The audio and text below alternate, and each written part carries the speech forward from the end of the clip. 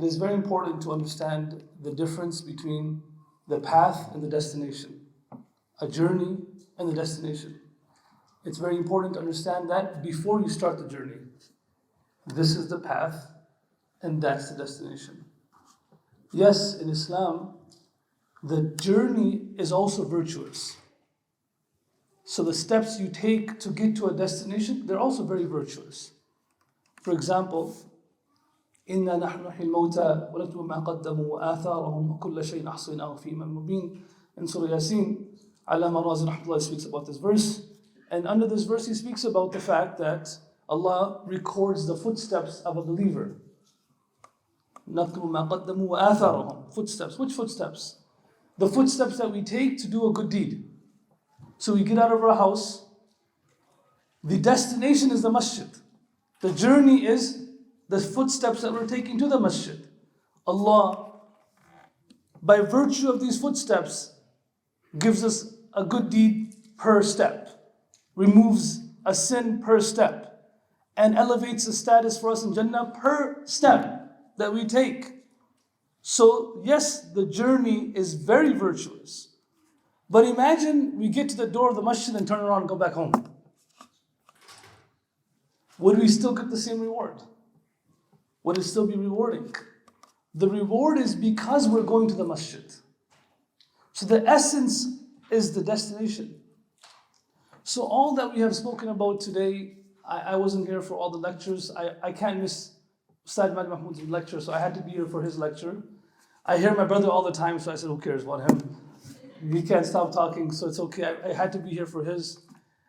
Even though I'm extremely jet lagged. My younger brother, he has the benefit of being my youngest brother. My youngest brother, rahmatullahi, passed away, but Mufti Abdul Wahab, he's my younger brother, so he said, you have to come. So I just got in the car and I drove. My wife asked me, where are you going? I said, I'm going to give a lecture. I didn't say where. So I was in line. So she thought I was going to the school 2 minutes away. I came 3 hours away here. So all the lectures we've heard today, these are important principles, and this is part of Ramadan fasting and all that. But today, I'll just share a few things that are considered the destination of Ramadan. That is considered the destination. This is the essence. The first of which, this one is tough. This one is tough. For me to speak about is tough. The first of which is, in Islam, throughout our life, not every single thing has to make sense all the time. Doesn't have to make sense. And this is not something that the Sahaba didn't go through. There were things that happened in their life that didn't make sense to them, but they had to submit to it. It made sense afterwards. But for you to act upon something and follow a path only when it makes sense, that's nonsensical itself. That's not what Islam teaches us. But Umar ibn Khattab, who comes to the Prophet ﷺ, and he sees the Prophet's bed leaving marks on his body. To him that didn't make sense. He said, Ya Rasulullah ﷺ, the emperors of Kisra and Qaisar, Rome and Persia, these people are not even on the right path. And Allah has given them so much. They have rivers flowing beneath them, they have these palaces, they're living in so much luxury, and you are the reason why this entire creation was created. And you're sleeping in this room with traces of the bed on your body, with nothing but some bark of the date palm tree. And he started crying. He said, "This basically, how does this make sense?" And the Prophet said, أُولَٰئِكَ قَوْمٌ قَدْ عُجِّلَتْ طَيِّبَاتٌ فِي الدُّنْيَا أَمَا تَرْضَىٰ أَنْ يَكُونَ لَهُمُ الدُّنْيَا وَلَنَا الْآخِرَةُ. The Prophet said, these are people, Allah has given them the reward of their virtues in this dunya. Don't you desire that Allah gives them this dunya, but gives us akhirah? Does it make sense when you think about it? Did it make sense when the Prophet was sitting next to his uncle's bed, Abu Talib, the one who supported him his entire life? And that day, Allah did not decide for him to have the kalima. How difficult was that moment for the Prophet ﷺ? When my younger brother Mufti Sheikh Abdul Rahman Waheed, he passed away, he was 22 years old. He was the only, my mother took care of him all his life. And when he reached the age, which basically he was a sister of our family because we have no sisters, to take care of my mother, to take care of my dad, to do all the shopping, right when he reached that age, when he graduated, that's the same moment Allah took him. When a person, even me, it seems like, how's this gonna work? But Allah teaches us through Ramadan, through Umrah, through Hajj. I was in Umrah right now. I came out of the Mataf. I see 30, 40 youngsters all lined up waiting for me to come out because I had long hair too. And they all decided they're not going to cut their hair. They're not going to cut their hair. But one of them said, if the Mufti cuts his hair because he has long hair too, then we'll cut our hair too. So I came out and I saw them standing there. And I said, of course, every time I feel bad for you people because you guys pay $50 to go to the barber. I never go to the barber in America. And I only cut my hair at Umrah for 10 riyal. Right? It's a really good investment. Like, it's a very good, it's as a financial decision, it's a very good decision. You just pay 10 riyal, cut your hair, keep your hair for the next 1 year, cut your hair again when you go. You guys have to spend 25, 40, $50 every time you go to the barber. So I went and cut my hair. But I started hearing whispers in the group, why does Allah want us to cut our hair? Why? So I said to them that if somebody loves you because of your hair, that's a problem itself. Correct? If somebody loves you because of the beauty, your external beauty, that you have no wrinkles and your hair is perfect, what's going to happen when your hair starts falling? What's going to happen when you start getting gray hair? What's going to happen then? ليس الجمال بأثواب تزيننا إن الجمال جمال العلم والأدب. Beauty is not defined by our clothing, by the color of our hijab, or the shoes that we wear. This is not beauty. Maybe that's what we consider beauty, but that's not real beauty. Beauty is the beauty of ilm and adab. Imam Shafi'i, once he traveled from Mecca back to Egypt, and he was traveling, so his clothes were not clean. They were the clothes of a traveler. He was a great scholar. He just mentioned his name right now. He stops at a masjid. People sort of stay away from him, thinking he might be a homeless person asking for money. So they kind of stay away from him. So his student that was with him said to Imam Shafi'i, he said, look, people are, and in those days there were no restaurants. You would come to a masjid to pray salah, someone would see that you are a traveler, they would take you home and feed you. So you were banking on that. Now, you go to a masjid, no one looks at you, no one takes you home. So he said, why don't you just go to the hammam, get a haircut, make yourself look better, and then we pray salah again in the masjid. He goes to the hammam. The owner, hammam means a barber, a place you can take a shower, clean yourself. The owner of this place refused to serve him, thinking that he may not have money to pay for this either, based on his clothes. Imam Shafi'i was a poet. So he walks out. He says, عَلَيَّ ثِيَابٌ لَوْ تُبَاعُ جَمِيعُهَا بِفَلْسٍ لَكَانَ الْفَلْسُ مِنْهُنَّ أَكْثَرًا. He says, I admit, I own the clothes I wear and the clothes that I own. If they were all sold for a few pennies, pennies are more valuable than the clothes I own. فلس. علي ثياب لو تباع جميعها بفلس لكان الفلس منهن أكثر. وفيهن نفس لو تقاس بنفوس الوراء لكانت أجل وأكبر. But within these clothes is a soul and a heart that has been worked upon so much so that it is more valuable than this entire earth and whatever it contains. وما ضل نصل الصيف إخلاق قمضه إذ كان عضبا حيث وجهته فرا. He says that it doesn't matter what the condition of the sheath of the sword is. It could be ripped up, torn up. As long as the sword itself is sharp, who cares how the cover is?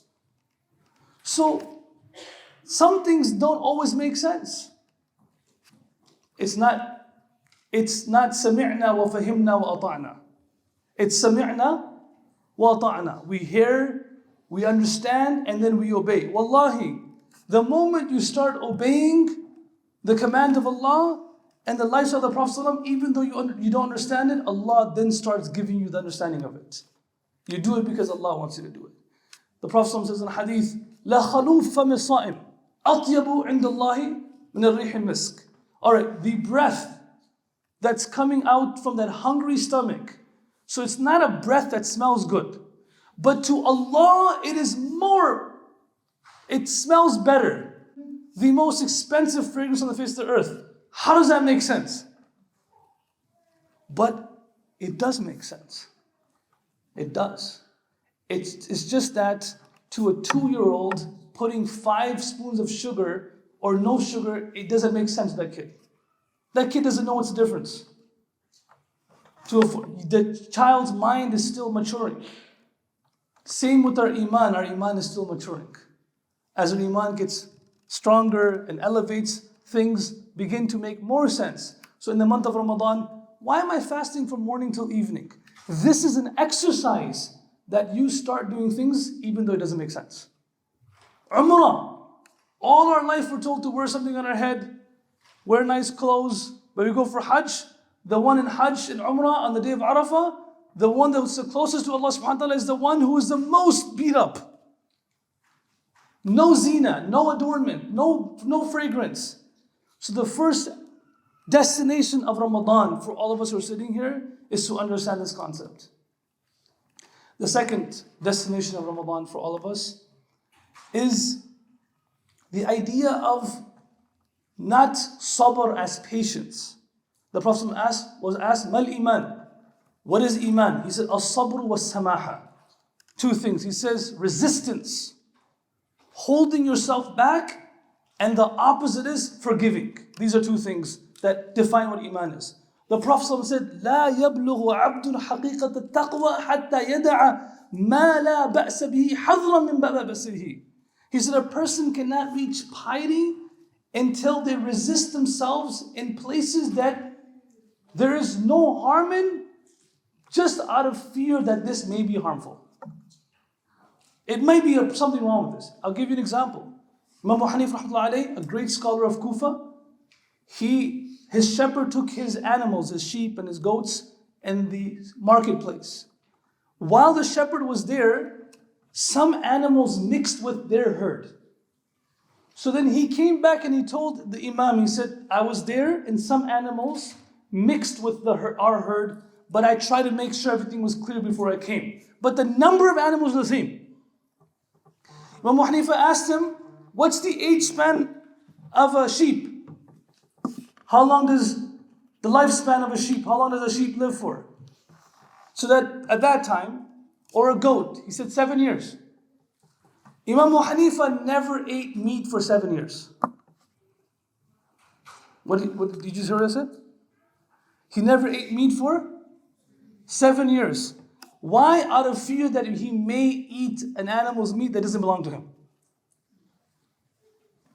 Today, resistance, staying away is something of the past.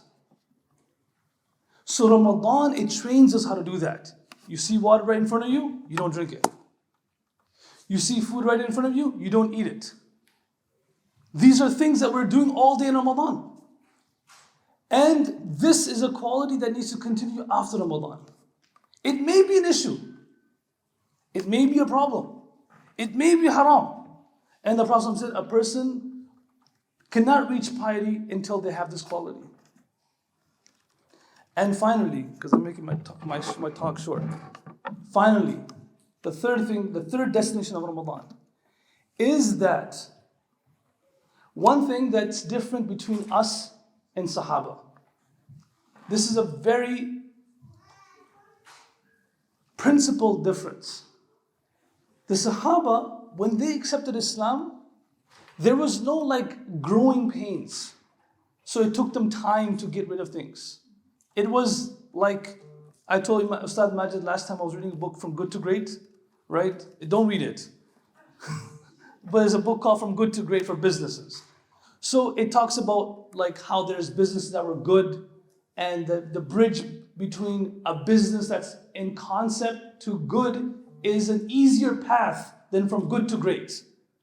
So the path from bad to good is a difficult path, but it is easier than from good to great.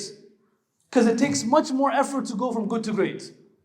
So Sahaba actually never had that path, like from bad to good to great. They went from bad to greatest right away.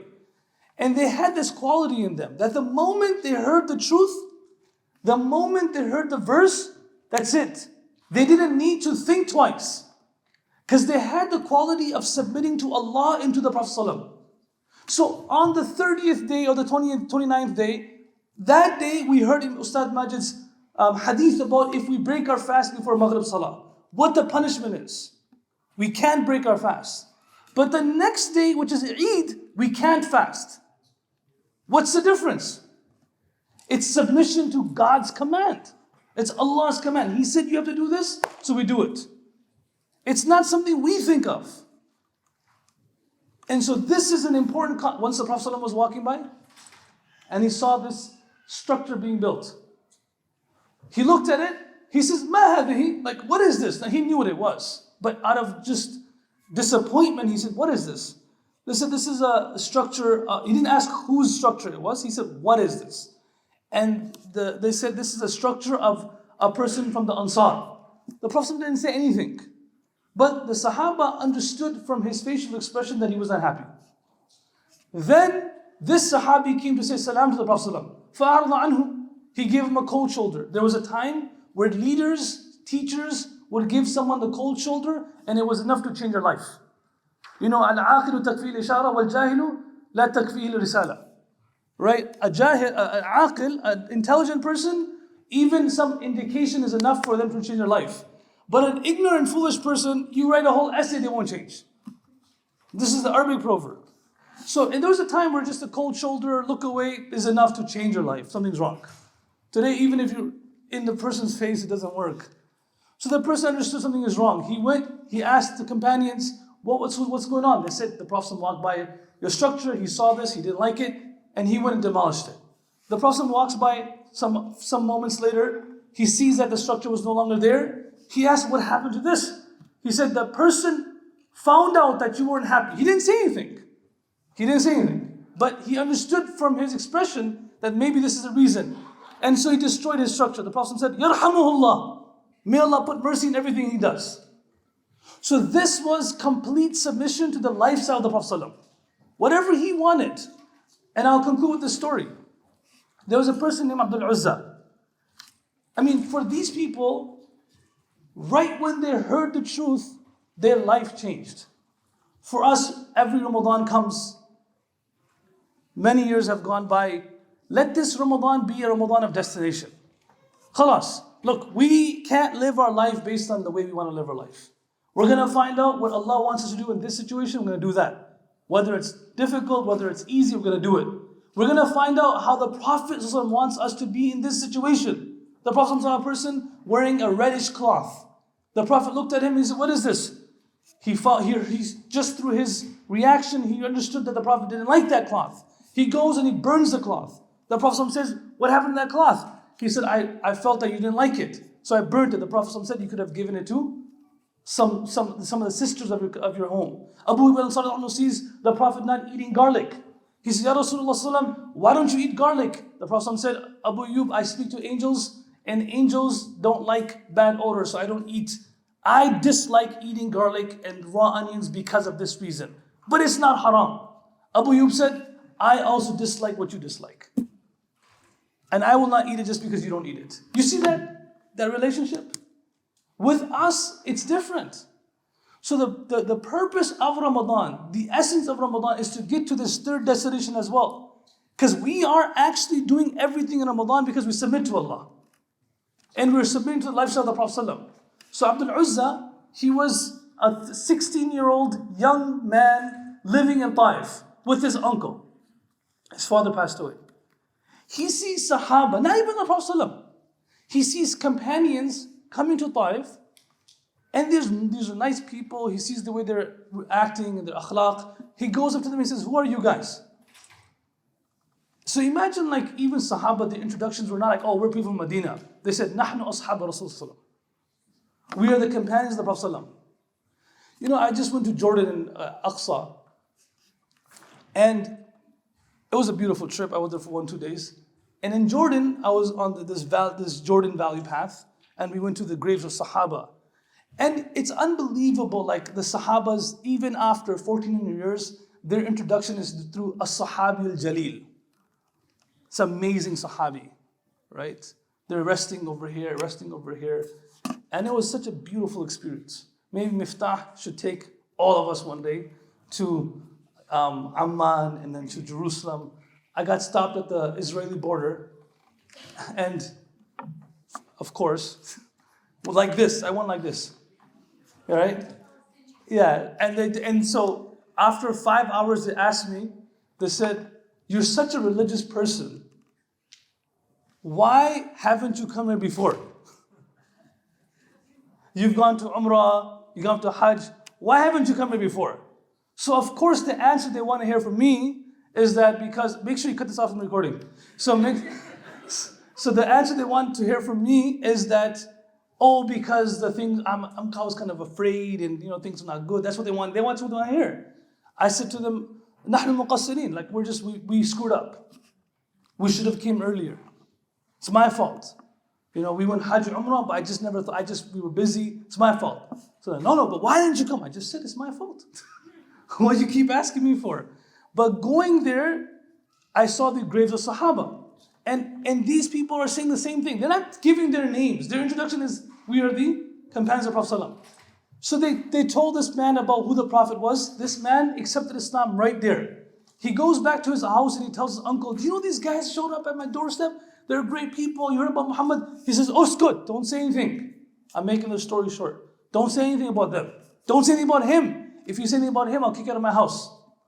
So then he lived with his uncle for 9 months without being able to express his Islam and go visit the Prophet ﷺ. This person doesn't know one ayah of the Quran. He doesn't know anything. But submission right away. Love right away. That's the first thing that has to happen. So one day he comes to his uncle and he says this statement in Arabic. Such a powerful statement. He says, قَدْ احْتَرَقَ قَلْبِي شَوْقًا إِلَى رَسُولِ صَلَّى. So my heart is burning out of desire to see the Prophet ﷺ. Burning. I can't stay here any longer. SubhanAllah, how much love is that? It's like some people who are yearning to go to Medina. People in prisons all across America who can't go. And they've been there for years. And if the country could tell them, "Hey, we can take you to Medina," they would say, "Take me handcuffed. I'll go handcuffed, no problem. You can escort me there, but just let me go see the Green Dome once more. Let me go see the Kaaba once." Salahuddin Ayyub Rahman, in his life, he couldn't go to Makkah and Medina because he was always busy.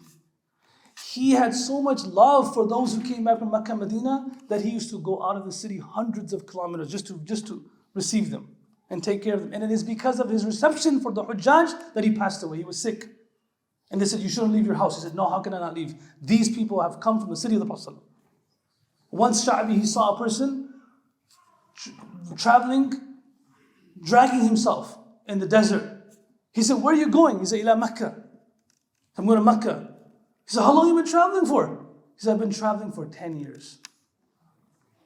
How many years? 10 years. He says, "Isn't that such a long journey?" He says, "That's subjective. I could travel my entire life. If I see the Kaaba, that's good enough." We complain after 2 days of journey. So he said, "قَدْ احْتَرَقَ قَلْبِي شَوْقًا." My heart is burning out of desire to see the Prophet. I want to see him so badly. He said, "If you want to see him, get out of my house." He kicked him out of the house, took everything of his. He walked from Taif all the way to Medina. By the time he got to Medina, his clothes, his image, his figure, everything was disheveled. The Prophet, right when he saw him, he said, "Usturu akhakum." Cover this brother of yours. Give him something to wear. Because it's not the izzah of a believer to walk like this. So someone gave him an imama, someone gave him a cloth. And now he's asking, "Man minkum Rasulullah?" Who is the Prophet of Allah? Dullani ala Rasulullah. Tell me who the Prophet of Allah is. And the Prophet saying, "Ana Rasulullah." I am the Prophet of Allah. Now imagine how much effort he made to get to the Prophet. He fell on his feet and he just started crying. He started crying. And he said, "Ya Rasulullah, your Sahaba came, They taught me this, they taught me that. I accepted Islam. My uncle kept me hostage in his house. My heart was desiring to see you. I have nothing. لا أملك في الدنيا شيئا إلا ما أسرع. I have nothing in this world except for what I have covered myself. But it's all worth it when I saw you. When he was speaking to the Prophet ﷺ, the Prophet was crying. He asked him, what's your name? He said, my name is Abdul Uzza. My name is the servant of Uzza, the idol. The Prophet gave him the biggest praise. He said, no, Anta Abdullah, you're the servant of Allah. He changed his name to Abdullah. He would cry so much, because imagine how much he had to go through to meet the Prophet ﷺ, that people said, innahu mura'in, that he's a show-off, because he cries so much. The Prophet said, Utrukuhu fa innahu yuhibbullah rasulah. Leave him alone, he has proven, he has love for Allah and His Rasul. The Prophet used to make dua, Allahumma ja'al hubbaka ahabba al-ashya ilayya. Oh Allah, make your love the most beloved thing to me. وَجَعَلْ خَشْيَتَكَ أَخْوَفَ الْأَشْيَاءِ عِنْدِي. Oh Allah, make your fear the most fearful thing to me. وَاقْطَعْ عَنِّي حَاجَاتَ الدُّنْيَا بِالشَّوْقِ إِلَى لِقَائِكَ. Oh Allah, the burdens of the necessities of this world, remove them from me with the desire to see you. Make them easy for me. Lost a job, in prison, going through difficulty. Make that all easy for me. Because at the end of the day, the desire to see you, all that is worth it. No problem.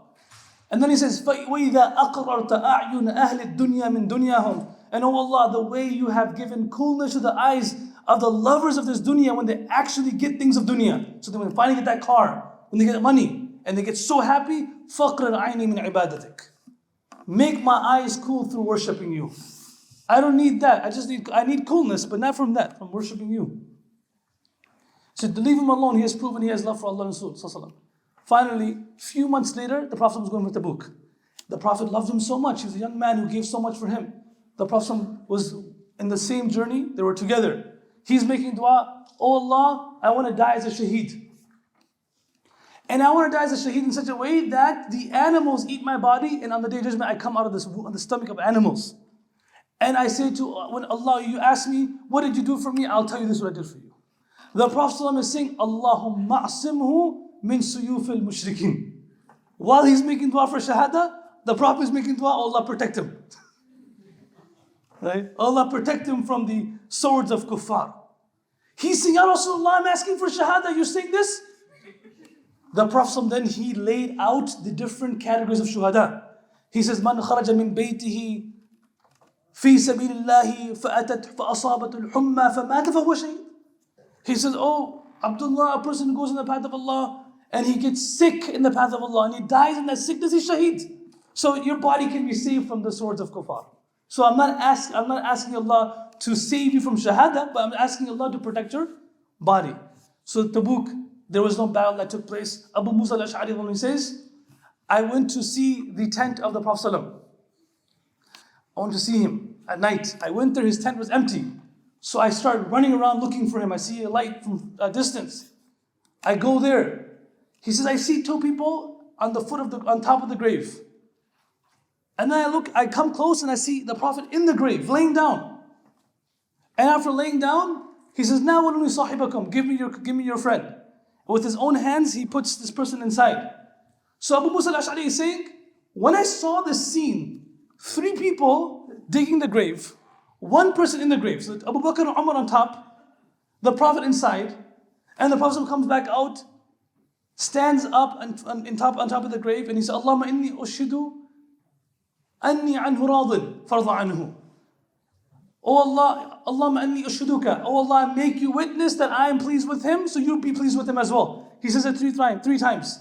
Abu Musa al-Ash'ari says, Wallahi al-Azim, that day I kept on repeating over and over again, Ya laytani kuntu makana. I wish I was that person in that grave. What a blessed way to die. And the Prophet comes out of the grave, he says, I laid down in the grave, لَعَلَّهُ يَكُونُ بَرْدًا وَسَلَامًا عَلَى صَاحِبِكُمْ, so that the dirt could touch my body and it could become cool and comforting for this person. Then he made this dua when he got on top of the grave. And this person was that same Abdullah who passed away. For these people, they instantly gave up everything to submit in front of Allah subhanahu wa ta'ala and live the lifestyle of the Prophet ﷺ. And the reward was that the Prophet is making dua for them on top of their grave. Maybe the Prophet ﷺ will not do that for us. He's no longer here. But if we do this while we're living, the Prophet will meet us on his pond and he'll be proud of us. The hug, the embrace that we get from the Prophet ﷺ, all of it will be worth it. The water we drink from his hands will be worth it at that day. So these three are the destinations of fasting. The essence of fasting. May Allah give us all three of them. These are three that I came up with for today. There's more, but these three, may Allah give us the essence of fasting. May Allah take us on the journey and take us to the destination. Because how many people are they that jump on the journey but never get to the destination?